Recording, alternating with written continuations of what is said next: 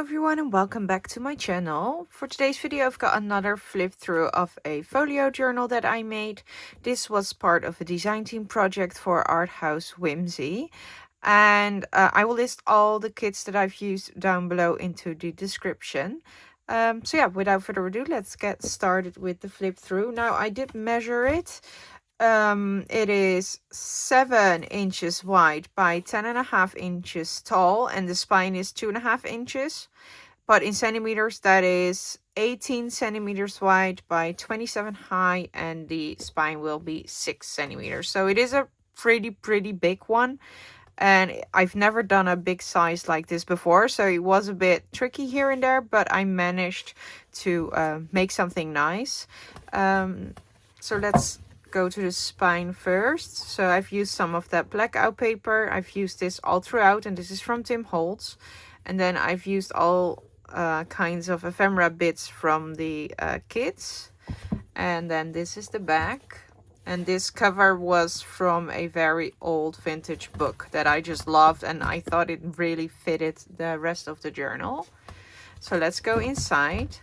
And you will immediately see that I did something different for the journal. Because it is this side, you cannot really just take an A4 sheet or a letter size and then fold it over. For example, I would normally do it like this, right? And then create signatures. But as you can see, it's way too small. So I had to come up with something else. And then I decided to do something like a notepad. And this is filled with all sorts of vintage ephemera and all sorts of writing papers as well. So there's coffee dyed papers in here, and there's vintage ledger in different sort of colors, and there's invoices, and just an entire notepad full of that. And the good thing about this is that you can easily take it out by folding these metal thingies up, taking this up, and then you can take everything out, or you can add to it. Because there's still a lot of room here to add stuff. I also left a bit of room, I don't know if you can see it, but there's also a little bit of room for it to grow. So that's also good when you start adding your pictures or your own ephemera and start using this.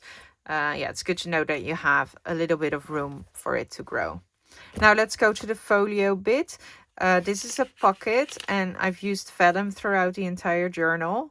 And then this is a pocket, and you can put some pictures here. And this one is the same, also a pocket here. And then it opens up like this. Let me see if I'm still in frame. And then we have this side, and these are tag pockets, and you can journal on the back. And there's 4 of them, and then it opens up like this. And then there's a little envelope that I made. You can put something in there, some hidden journaling or something. And it's held with this tiny paper clip, if I can, like that. Okay. And then there's a tag in here.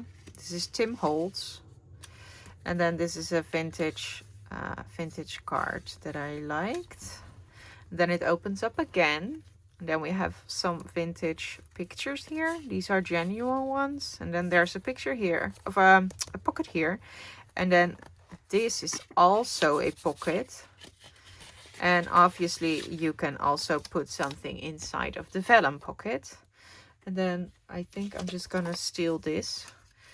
No, I'm gonna steal this. This is a bit more sturdy. This is also a pocket. Then moving on here, this is a full size pocket. So that's the full width of the journal. And then I've put in 3 of these vintage cards that you can alter. Maybe use some inks and spray stains and stuff.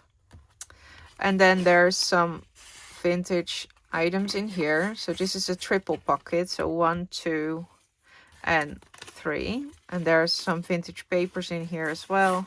Another vintage picture and a vintage card that I found. And then there's a tiny pocket on top, and this is a journaling card that I made. And another vintage item. I think this is a tram or railway. Yeah, so this is like a ticket, I guess. And then I'm gonna move it to the side. Now we have this side, and this is a tuck spot and a journaling card. And then it's clipped here with this rusted clip. And then this just opens up like that. And then this is a pocket as well, so a side pocket. And then it opens up. I'm gonna take it down so you can see. There's a large pocket here, and there's some vintage items in there. All right. And then I don't know if you can see that. There's also a pocket here, and I've put a mini envelope, some ephemera, and this is a dia slide. All right. And then on this side, there's a tuck spot, and on the other side is a pocket as well. And in here, I've put some Tim Holtz items that you can play with. And then here is a pocket, and this has a tiny journaling card thing. And then I figured that these letters also really fit the theme, so I made a journal card out of this. And then this is a large pocket too. And then I have a belly band here. This is a pocket. Of course, you can put stuff into the vellum, and then this opens up, and this is magnetized, and this is a large pocket going all the way till here. And then, like I said, this is also a belly band. And then it opens up like that. And then we have some Tim Holtz goodies as well. And then there's a pocket here with some vintage items. But this is also a large pocket, and this is the vellum. So you can put thinner papers in here. I wouldn't put anything bulky in here because the vellum might tear, so be careful with that. And then lastly, we have these two pockets, and this holds some Tim Holtz items as well. And then it closes up again like so. And then I take this clip and I clip it like this. And then this just goes 1 and 2, and that's it. So yeah, that's it for this journal. I hope you like it. I really love working on this. It was tricky here and there, so I had to take some breaks here and there to think about how I wanted to move on, because it's such a large size. It's really, it works differently, I guess.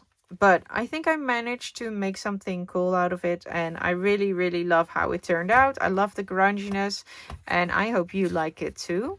Now this one is up for sale as well, and if you are interested, you can message me via a private message on my Instagram, Paper Yuri, and then I will get back to you as soon as possible. So yeah, thank you all for watching. And I wish you a nice day wherever you are, and I will see you in the next one. Bye!